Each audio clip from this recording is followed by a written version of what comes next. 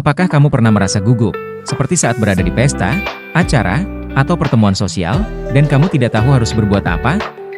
Saat itu, kamu ingin sekali berbicara dengan seseorang, ingin ikut bergabung dalam percakapan, tapi ada sesuatu yang menahanmu.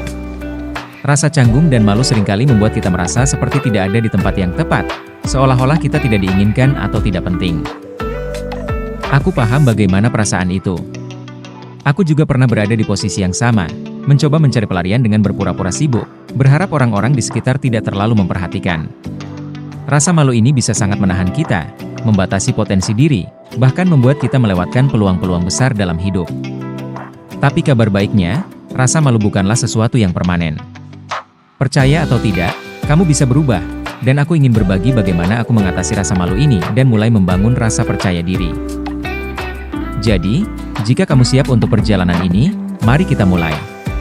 Ini adalah langkah-langkah yang bisa kamu lakukan untuk perlahan tapi pasti, berubah dari seseorang yang pemalu menjadi seseorang yang lebih percaya diri. Langkah pertama, dan mungkin yang paling penting, adalah mengenali rasa malu yang kamu rasakan. Apa yang membuatmu merasa malu? Seringkali rasa malu kita muncul karena ada ketakutan, dimulai dari takut dinilai oleh orang lain, takut membuat kesalahan, atau bahkan takut terlihat bodoh. Semua itu adalah bagian dari pengalaman manusia, dan tidak apa-apa merasa seperti itu. Tetapi untuk bisa bergerak maju, kita harus paham dari mana rasa malu ini berasal. Cobalah untuk menggali lebih dalam. Mungkin ada pengalaman di masa lalu yang meninggalkan bekas, seperti pernah diejek ketika mencoba berbicara di depan umum, atau merasa diabaikan dalam kelompok.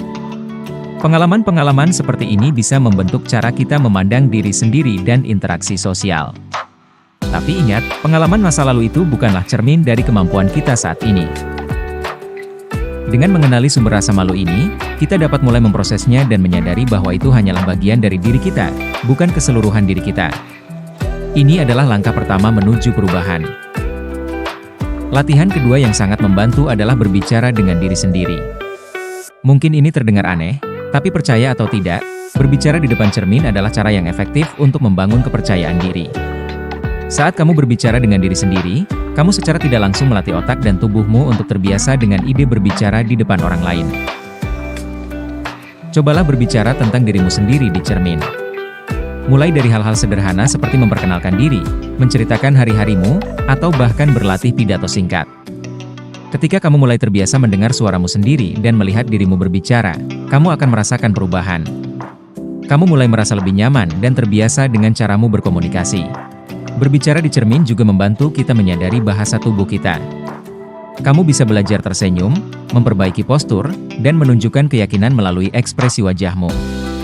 Ingat, percaya diri bukan hanya soal kata-kata, tapi juga bagaimana kita membawa diri kita. Langkah selanjutnya adalah keluar dari zona nyaman. Ini mungkin adalah bagian tersulit, karena keluar dari zona nyaman berarti menghadapi ketakutan kita secara langsung. Tapi, ini adalah satu-satunya cara untuk tumbuh. Aku ingat betul, pertama kali aku memutuskan untuk benar-benar mendorong diriku keluar dari lingkungan yang biasa, aku merasa sangat gugup. Tapi saat aku mulai melakukannya, aku menyadari bahwa dunia di luar sana tidak seburuk yang aku bayangkan. Cobalah mulai dari hal-hal kecil. Mungkin mengikuti kelas baru, bergabung dengan komunitas, atau bahkan menghadiri acara sosial yang sebelumnya kamu hindari. Setiap langkah kecil yang kamu ambil untuk keluar dari zona nyaman akan membangun kepercayaan dirimu sedikit demi sedikit. Semakin kamu membiasakan diri untuk berada di situasi yang awalnya tidak nyaman, kamu akan mulai merasa lebih mudah. Dan yang paling penting, kamu akan menyadari bahwa kamu mampu menghadapi situasi-situasi tersebut. Seringkali, kita terlalu keras pada diri kita sendiri. Kita fokus pada kekurangan, pada kesalahan kecil yang kita buat, dan lupa bahwa kita punya banyak hal positif yang bisa kita banggakan. Salah satu latihan yang sangat membantu adalah menulis daftar kelebihanmu. Apakah kamu pintar mendengarkan? Mungkin kamu kreatif dalam menyelesaikan masalah? Atau mungkin kamu adalah seseorang yang sangat peduli dengan orang-orang di sekitarmu? Apapun itu, ingatlah bahwa kelebihan-kelebihan ini adalah bagian dari dirimu yang berharga. Setiap kali kamu merasa ragu atau tidak percaya diri, buka kembali daftar ini dan ingatkan dirimu tentang betapa banyak hal yang sudah kamu capai dan kualitas baik yang kamu miliki. Rasa percaya diri datang bukan dari menjadi sempurna, tapi dari memahami dan menghargai siapa dirimu sebenarnya. Setelah kamu berlatih di rumah, langkah selanjutnya adalah menghadapi situasi nyata. Ini adalah latihan yang paling penting, karena disinilah semua yang kamu pelajari akan diuji. Berbicara di depan orang lain, berani mengemukakan pendapat, atau sekadar berinteraksi dalam percakapan sehari-hari. Semua itu akan membantumu membangun kepercayaan diri secara alami. Yang penting adalah jangan takut membuat kesalahan. Tidak ada yang selalu benar, dan kesalahan adalah bagian dari proses belajar. Semakin sering kamu berlatih, semakin baik kamu akan menjadi. Dan yang pasti, rasa percaya dirimu akan terus berkembang.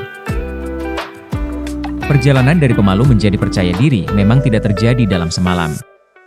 Butuh waktu, kesabaran, dan usaha terus-menerus. Tapi percayalah, perubahan itu mungkin. Semua orang bisa belajar untuk lebih percaya diri, termasuk kamu. Jadi, mulailah dari sekarang. Ambil langkah kecil dan lihat perubahan besar yang akan terjadi. Ingat, rasa percaya diri bukanlah tujuan akhir, melainkan perjalanan yang terus berkembang seiring waktu. Tetaplah berusaha dan percayalah pada dirimu sendiri.